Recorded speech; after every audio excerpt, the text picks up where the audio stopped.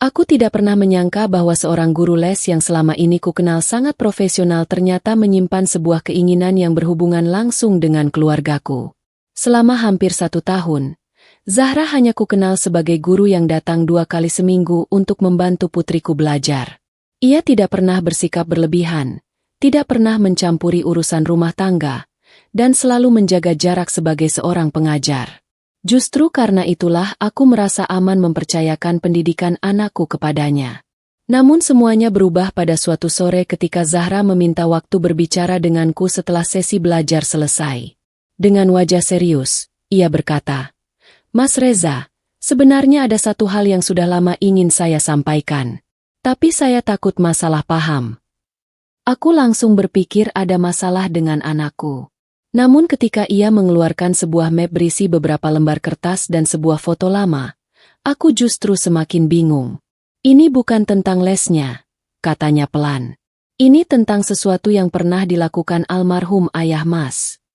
Saat itu aku benar-benar tidak mengerti. Mengapa guru les anakku mengetahui sesuatu tentang ayahku yang sudah meninggal bertahun-tahun lalu? Dan mengapa ia baru mengatakannya setelah hampir setahun mengenal keluargaku? Namaku Reza Mahendra, usia 39 tahun. Aku bekerja sebagai pengelola sebuah perusahaan distribusi alat rumah tangga di kota Nirwana. Setelah istriku meninggal 3 tahun sebelumnya karena sakit, kehidupanku berubah total. Aku harus belajar menjadi ayah sekaligus mengurus rumah. Putriku, Alia, waktu itu baru berusia 8 tahun. Ia anak yang cerdas. Tetapi sejak kehilangan ibunya menjadi lebih pendiam. Aku tidak ingin prestasi sekolahnya ikut terganggu. Karena itu, aku mencari guru les yang bisa membantunya belajar sekaligus membuatnya nyaman. Seorang teman merekomendasikan Zahra Anindita, perempuan berusia 32 tahun yang sudah beberapa tahun mengajar anak-anak sekolah dasar. Pertemuan pertama kami berlangsung biasa. Zahra datang membawa beberapa buku dan alat belajar. Ia memperkenalkan dirinya dengan sopan. Aku menjelaskan bahwa Alia membutuhkan bantuan terutama untuk matematika dan membaca. Zahra tidak langsung menjanjikan nilai tinggi. Ia justru bertanya tentang kebiasaan belajar Alia, bagaimana hubungan Alia dengan teman-temannya, dan bagaimana kondisinya setelah kehilangan ibunya. Aku cukup terkejut. Ia mengatakan bahwa seorang guru tidak bisa hanya melihat nilai. Anak juga membutuhkan rasa aman. Aku langsung merasa bahwa aku memilih orang yang tepat. Sejak hari itu Zahra datang setiap Selasa dan Kamis sore. Ia selalu datang tepat waktu. Tidak pernah terlambat tanpa alasan. Setelah mengajar, ia selalu memberikan catatan kecil mengenai perkembangan Alia. Kadang ia mengatakan Alia mengalami kesulitan berkonsentrasi. Kadang ia memuji kemajuan kecil yang berhasil dicapai. Aku menyukai cara kerjanya. Zahra juga sangat menjaga batas. Ia tidak pernah ikut campur dalam urusan rumah. Jika aku menawarkan makanan, ia hanya mengambil secukupnya. Jika Alia sudah selesai belajar, ia langsung pulang. Tidak ada pembicaraan pribadi yang tidak perlu. Karena itu, aku sama sekali tidak pernah mengira bahwa suatu hari hubungan kami akan menjadi lebih dari sekadar orang tua murid dan guru. Bahkan ketika tetangga pernah bercanda mengatakan bahwa Zahra cocok menjadi ibu baru Alia, aku langsung menganggapnya tidak masuk akal. Aku tidak ingin menikah lagi dalam waktu dekat. Kehilangan istriku membuatku cukup trauma untuk membuka hati. Aku juga takut anakku merasa aku menggantikan ibunya. Zahra tampaknya memahami hal tersebut. Ia tidak pernah membicarakan pernikahan atau kehidupan pribadiku. Suatu hari, Alia mendapat nilai sangat bagus dalam ujian matematika. Ia sangat bahagia. Aku mengajak Zahra makan malam sebagai ucapan terima kasih. Ia awalnya menolak, tetapi akhirnya bersedia. Saat makan, kami hanya membicarakan Alia dan pendidikan. Aku kemudian mengetahui bahwa Zahra adalah anak tunggal. Ayahnya sudah meninggal ketika ia kuliah. Ibunya masih tinggal di kota kecil sekitar 2 jam perjalanan dari tempat kami. Zahra memilih bekerja di Nirwana karena ingin mandiri. Aku bertanya mengapa ia tidak bekerja di sekolah formal. Ia menjawab bahwa menjadi guru les membuatnya bisa lebih dekat dengan anak-anak yang membutuhkan perhatian khusus. Aku semakin menghargainya. Beberapa bulan berlalu. Alia mulai berubah. Ia lebih ceria, lebih percaya diri, dan mulai berani mengikuti kegiatan sekolah. Zahra tidak hanya mengajarinya pelajaran, tetapi juga membantu membangun kebiasaan membaca. Aku merasa sangat berterima kasih. Namun suatu hari, Zahra meminta izin untuk datang lebih awal karena ingin berbicara denganku. Aku mengira ada masalah dengan Alia. Ternyata ia membawa sebuah foto lama. Foto itu memperlihatkan seorang pria muda sedang berdiri di depan sebuah sekolah. Aku langsung mengenali wajahnya. Itu ayahku. Aku bertanya dari mana ia mendapatkan foto tersebut. Zahra mengatakan bahwa foto itu milik ayahnya. Aku semakin bingung. Ayah Zahra ternyata pernah bekerja bersama ayahku lebih dari 20 tahun lalu. Mereka pernah terlibat dalam sebuah program pendidikan untuk anak-anak kurang mampu. Ayahku menjadi salah satu donatur. Ayah Zahra bertugas mengelola program tersebut. Aku tidak pernah mengetahui cerita itu karena saat itu aku masih kecil. Zahra mengatakan bahwa setelah ayahku meninggal, ia menemukan beberapa dokumen lama yang menyebut nama keluargaku. Ia tidak pernah berniat mencari kami. Namun ketika mengetahui bahwa ia mengajar anakku, ia merasa ada sesuatu yang harus disampaikan. Aku bertanya apa? Zahra menyerahkan sebuah surat. Di bagian atas tertulis nama ayahku. Isinya ternyata bukan tentang uang atau bisnis. Ayahku pernah menulis bahwa ia ingin suatu hari membangun sebuah pusat belajar gratis untuk anak-anak yang kesulitan mendapatkan pendidikan. Namun impian tersebut tidak pernah terwujud karena kondisi kesehatannya memburuk. Zahra mengatakan bahwa ayahnya pernah berjanji akan meneruskan impian tersebut. Tetapi setelah ayahnya meninggal, program itu berhenti. Aku membaca surat tersebut berkali-kali. Aku merasa sedih sekaligus terharu. Aku tidak pernah tahu bahwa ayah memiliki impian seperti itu. Aku kemudian bertanya apa hubungannya semua ini dengan dirinya. Zahra menatapku dan mengatakan bahwa selama hampir 1 tahun mengajar Alia, ia melihat sesuatu yang membuatnya yakin bahwa impian tersebut masih bisa diwujudkan. Aku bertanya apa maksudnya. Ia menarik napas panjang. Saya ingin membangun tempat belajar gratis itu, Mas. Aku terdiam. Ternyata itulah keinginan yang selama ini ia simpan. Namun ia belum selesai. Ia mengatakan bahwa ia tidak ingin melakukannya sendirian. Saya ingin Mas menjadi bagian dari rencana itu. Karena menurut saya ini bukan cuma tentang ayah Mas. Ini tentang sesuatu yang bisa kita lanjutkan bersama. Saat itu aku benar-benar terkejut. Aku mengira Zahra hanya guru les profesional yang membantu anakku. Ternyata ia membawa sebuah cerita dari masa lalu dan sebuah keinginan besar yang bisa mengubah kehidupan banyak anak. Dan tanpa kusadari, mungkin pertemuan kami bukan kebetulan. Aku tidak langsung menerima ajakan Zahra. Bukan karena aku tidak tertarik, tetapi karena membangun pusat belajar gratis membutuhkan biaya, waktu, dan komitmen besar. Aku meminta waktu untuk memikirkan semuanya. Malam itu aku membuka kembali barang-barang peninggalan ayah. Ada beberapa buku catatan lama yang selama bertahun-tahun kusimpan tanpa pernah kubaca. Aku menemukan satu buku kecil berisi catatan tentang program pendidikan yang pernah dijalankannya. Di salah satu halaman tertulis beberapa nama anak yang pernah mendapatkan bantuan sekolah. Aku membaca satu persatu dan menyadari bahwa ayah ternyata melakukan lebih banyak hal daripada yang pernah ku ketahui. Selama hidupnya, ia tidak pernah banyak bercerita tentang kebaikan yang dilakukan. Ia hanya menganggapnya sebagai kewajiban. Aku kemudian menemukan nama ayah Zahra. Ternyata kedua orang tua mereka memang pernah bekerja sama cukup lama. Ada catatan tentang rencana pembangunan rumah belajar di daerah pinggiran kota. Rencana itu gagal karena kekurangan dana. Ayahku menulis bahwa ia akan mencoba melanjutkan ketika kondisi keuangan membaik. Namun beberapa bulan kemudian, penyakitnya semakin parah. Aku duduk lama di ruang kerja sambil membaca catatan tersebut. Aku mulai memahami mengapa Zahra begitu serius. Ia bukan sedang mencari keuntungan. Ia sedang mencoba menyelesaikan sesuatu yang belum selesai dari generasi sebelumnya. Keesokan harinya aku menemui Zahra. Aku mengatakan bahwa aku bersedia membantu, tetapi kami harus membuat semuanya secara terbuka. Aku tidak ingin nama ayahku digunakan untuk mencari simpati.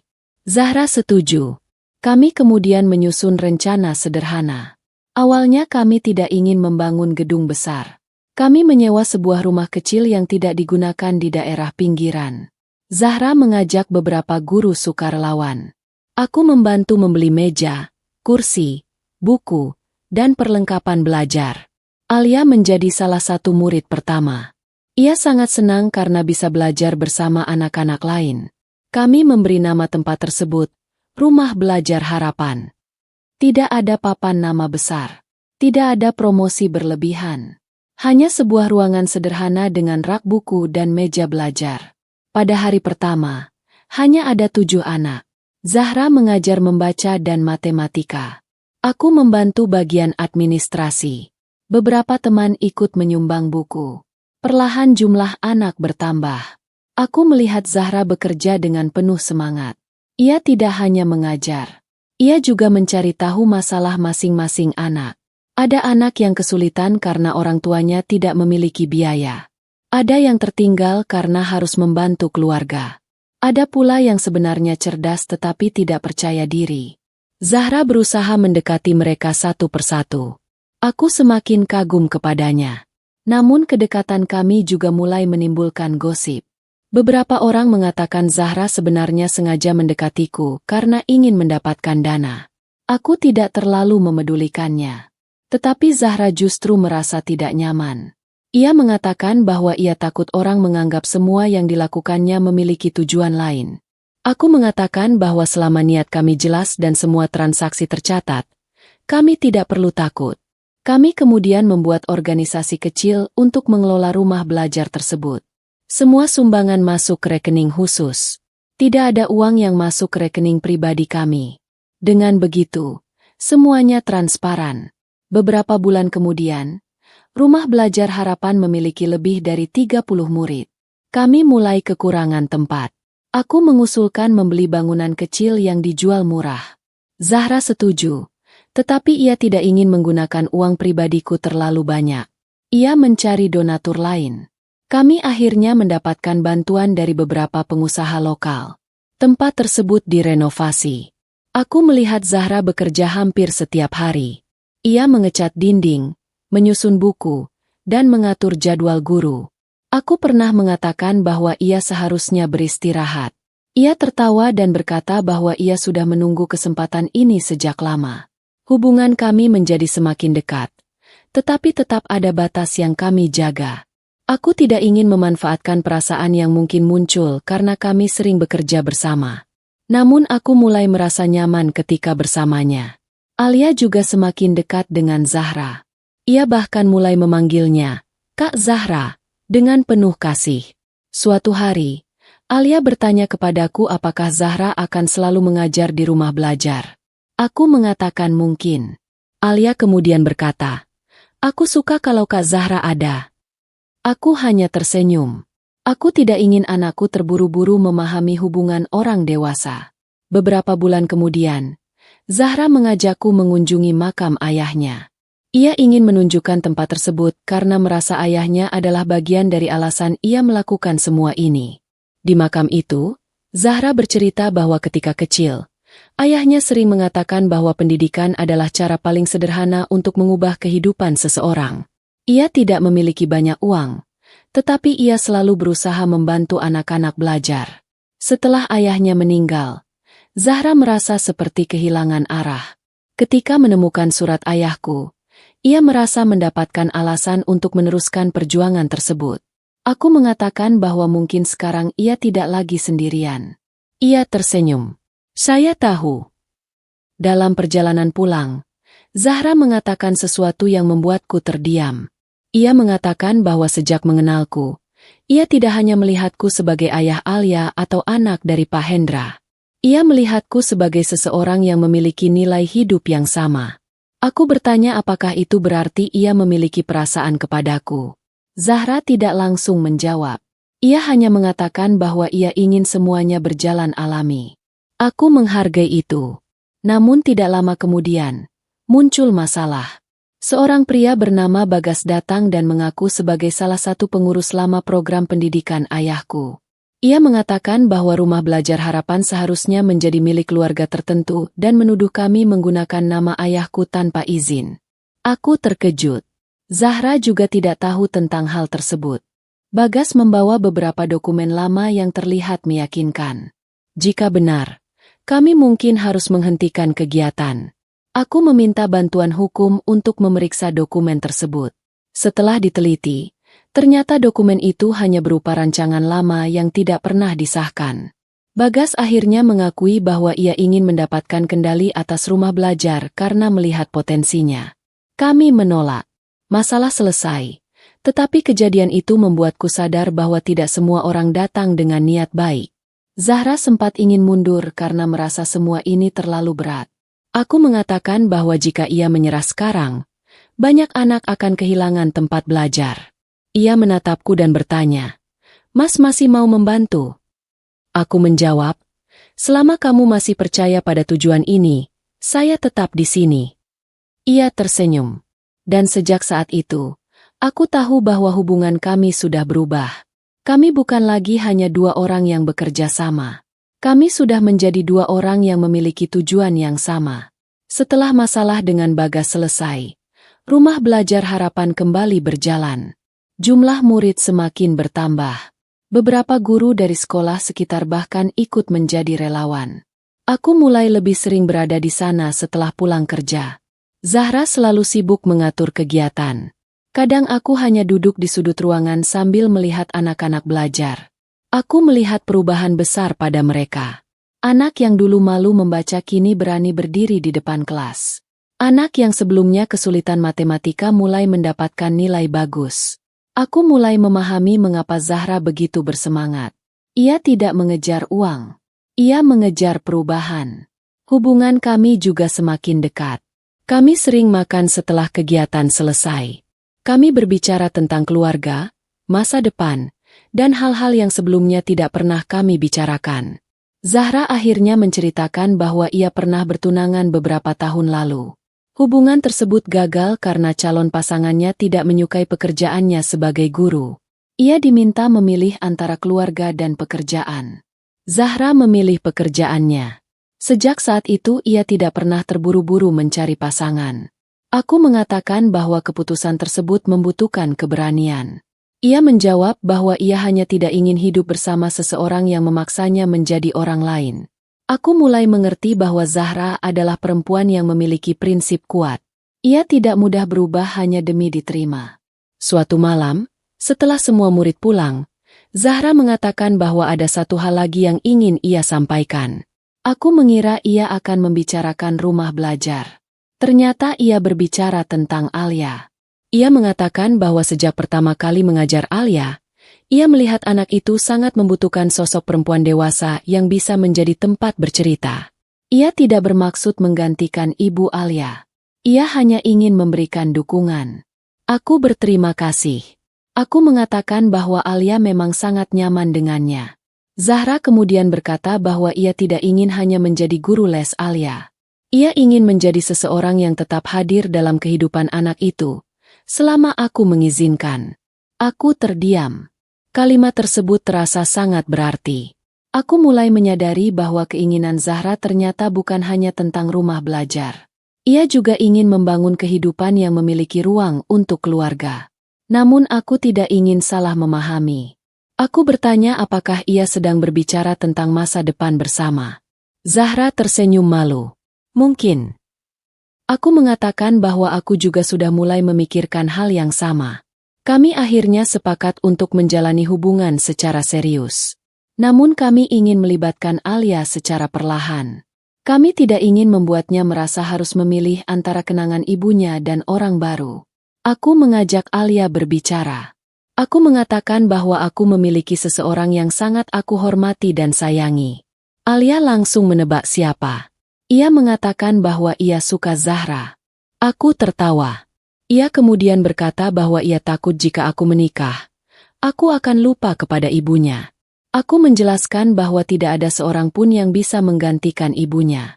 Zahra juga mengatakan hal yang sama. Ia bahkan mengatakan bahwa ia tidak ingin dipanggil ibu jika Alia belum siap.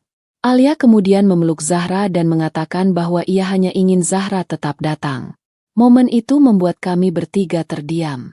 Beberapa bulan kemudian, kami mulai mempersiapkan pertunangan. Namun aku memiliki satu kekhawatiran. Aku tidak ingin pernikahan membuat rumah belajar harapan berubah menjadi milik keluarga kami. Aku ingin tetap profesional. Zahra setuju. Kami membuat struktur organisasi yang jelas. Semua dana dikelola secara terpisah. Kami tidak mengambil keuntungan. Setelah itu, kami melakukan pertunangan sederhana. Ibu menyambut Zahra dengan baik. Ia mengatakan bahwa sudah lama tidak melihatku sebahagia itu. Zahra juga memperkenalkan aku kepada ibunya. Ibunya terlihat lega karena mengetahui bahwa aku mendukung impian Zahra. Ia mengatakan bahwa sejak kecil Zahra selalu memiliki keinginan membantu anak-anak kurang mampu. Aku merasa bahwa kami memang memiliki tujuan hidup yang sama. Setelah pertunangan, masalah baru muncul. Perusahaan tempatku bekerja mengalami perubahan besar. Aku ditawari posisi di kota lain dengan gaji jauh lebih tinggi. Jika menerima, aku harus pindah minimal 3 tahun. Aku bingung. Karierku akan berkembang. Tetapi rumah belajar harapan dan hubungan dengan Zahra akan sulit. Aku mengatakan kepada Zahra bahwa mungkin aku harus mengambil kesempatan tersebut. Ia tidak marah. Ia justru mengatakan bahwa aku harus memilih berdasarkan apa yang benar-benar kuinginkan, bukan karena merasa harus tinggal demi dia. Aku menghargai jawabannya. Aku kemudian berdiskusi dengan ibu. Ia mengatakan bahwa hidup tidak hanya tentang gaji. Aku akhirnya memutuskan menolak pindah. Bukan karena Zahra memintaku, tetapi karena aku menyadari bahwa aku sudah memiliki tujuan lain yang ingin kubangun.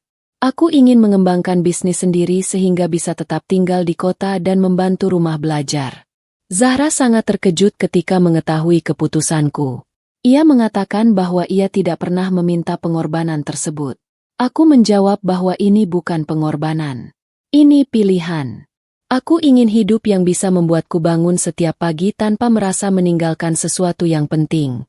Kami kemudian mulai membangun usaha kecil bersama untuk membiayai sebagian program rumah belajar. Zahra tetap mengajar. Aku mengelola usaha. Perlahan program tersebut semakin besar. Kami bahkan mendapat perhatian dari beberapa komunitas pendidikan. Namun di tengah keberhasilan itu, Zahra tiba-tiba mengatakan bahwa ia ingin mengambil keputusan besar. Ia ingin berhenti menjadi guru les privat dan fokus penuh pada rumah belajar harapan. Aku terkejut. Ia mengatakan bahwa selama ini ia takut meninggalkan pekerjaan yang memberinya penghasilan tetap. Tetapi sekarang ia merasa sudah waktunya memilih sesuatu yang benar-benar ia cintai. Aku mendukungnya. Ia kemudian mengatakan, "Saya ingin membangun tempat ini bukan cuma sampai saya tua. Saya ingin ada orang yang meneruskannya." Aku bertanya siapa. Ia menatapku. "Mas." Aku terdiam. Ternyata keinginan terbesar Zahra bukan sekadar memiliki pasangan. Ia ingin membangun sebuah kehidupan yang memiliki tujuan bersama. Ia ingin aku menjadi orang yang berjalan bersamanya, bukan hanya dalam rumah tangga, tetapi juga dalam perjuangan membantu orang lain. Dan untuk pertama kalinya aku merasa benar-benar siap mengatakan bahwa aku juga menginginkan hal yang sama. Beberapa tahun telah berlalu sejak hari ketika Zahra pertama kali datang ke rumahku sebagai guru les Alia. Jika saat itu seseorang mengatakan kepadaku bahwa perempuan yang duduk di ruang tamu sambil mengajarkan matematika kepada anakku suatu hari akan menjadi bagian penting dalam hidupku, aku mungkin tidak akan percaya. Awalnya aku hanya melihatnya sebagai guru yang profesional.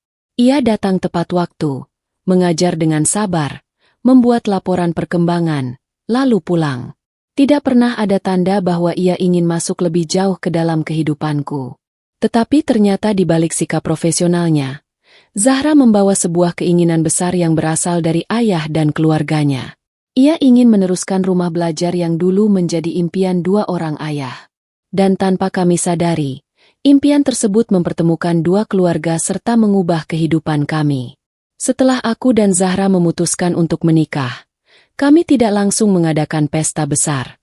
Kami lebih memilih menyelesaikan beberapa urusan rumah belajar harapan terlebih dahulu. Kami ingin memastikan program tersebut memiliki fondasi yang kuat. Kami merekrut guru tetap, membuat sistem administrasi, dan mencari donatur yang memiliki komitmen jangka panjang. Zahra akhirnya berhenti mengambil murid les privat dan fokus mengelola rumah belajar. Aku mengembangkan usaha sendiri. Alia tetap belajar dan mulai membantu kegiatan anak-anak yang lebih kecil. Aku melihatnya tumbuh menjadi anak yang penuh empati. Ia bahkan mengatakan ingin menjadi guru seperti Zahra ketika besar nanti. Aku hanya tersenyum. Rumah Belajar Harapan akhirnya memiliki gedung sendiri. Tidak mewah, tetapi cukup untuk menampung banyak anak. Ada ruang kelas, perpustakaan, ruang komputer, dan taman kecil. Di dinding depan kami memasang sebuah foto dua orang pria yang dulu tidak pernah kami kenal secara dekat. Ayahku dan ayah Zahra. Di bawahnya tertulis kalimat sederhana, "Satu niat baik dapat dilanjutkan oleh banyak generasi." Ketika melihat tulisan itu, Zahra selalu tersenyum. Ia mengatakan bahwa ayahnya pasti bangga. Aku juga merasa ayahku mungkin akan senang melihat impian lamanya akhirnya terwujud. Setelah menikah, kehidupan kami berjalan sederhana. Kami masih sibuk. Kadang kami pulang larut karena kegiatan rumah belajar. Kadang kami berbeda pendapat tentang pengelolaan program. Namun kami belajar berdiskusi. Aku tidak pernah menganggap Zahra hanya sebagai istriku.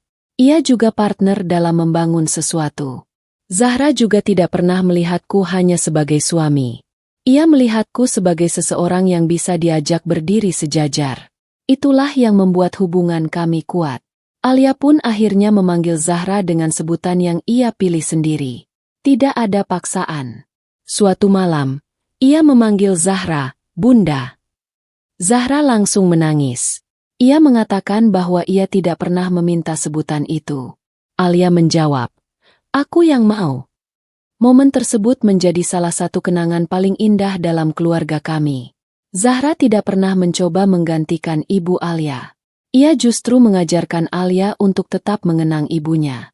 Mereka bahkan sering mengunjungi makam ibu Alia bersama. Aku melihat bagaimana Zahra menjaga keseimbangan tersebut. Ia tidak menghapus masa lalu. Ia membantu kami membangun masa depan. Beberapa tahun kemudian, Rumah Belajar Harapan memiliki ratusan penerima manfaat. Beberapa anak yang pernah belajar di sana berhasil mendapatkan beasiswa. Ada yang menjadi guru, perawat, teknisi, bahkan pengusaha. Setiap kali menerima kabar keberhasilan mereka, Zahra selalu menangis bahagia.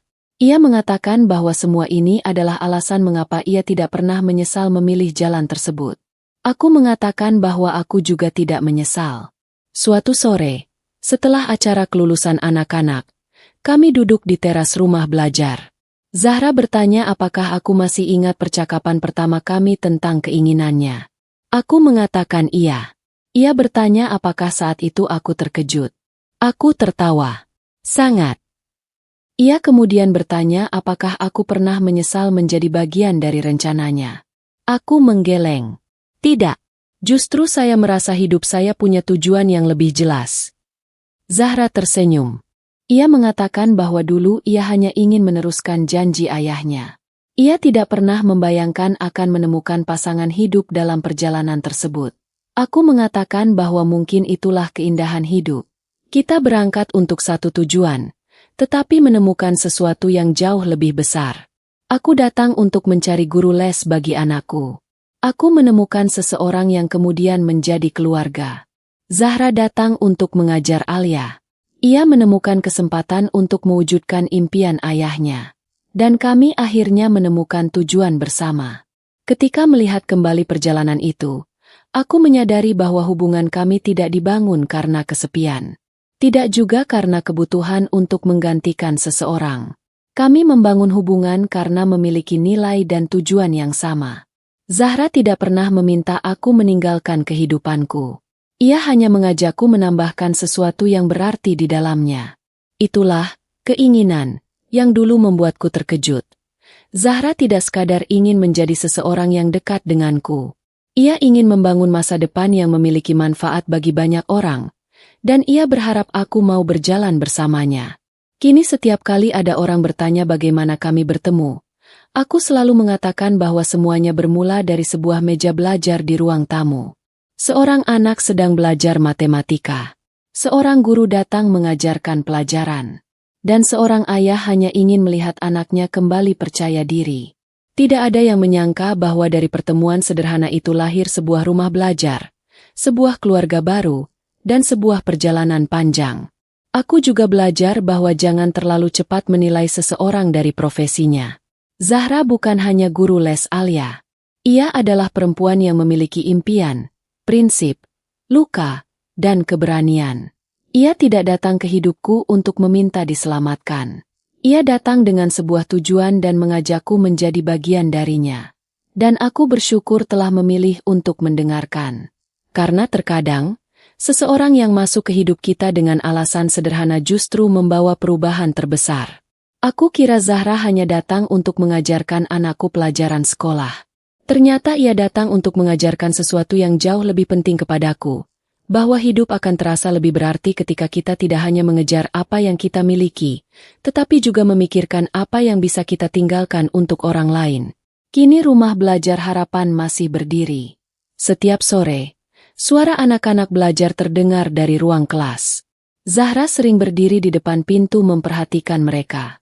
Aku biasanya duduk di teras sambil menyelesaikan pekerjaan. Alia sesekali membantu adik-adik kelasnya membaca. Jika melihat pemandangan itu, aku selalu teringat malam ketika Zahra pertama kali mengeluarkan map dan foto lama dari tasnya. Saat itu aku tidak tahu bahwa satu keinginan sederhana akan membawa kami sejauh ini. Sekarang aku mengerti. Beberapa pertemuan bukan sekadar kebetulan. Mereka adalah awal dari sebuah perjalanan yang belum kita pahami ketika pertama kali dimulai. Dan untuk Zahra, aku hanya ingin mengatakan satu hal. Terima kasih karena dulu kamu tidak hanya mengajarkan anakku cara membaca buku. Kamu juga mengajarkan kami semua bagaimana membaca arti sebuah kehidupan.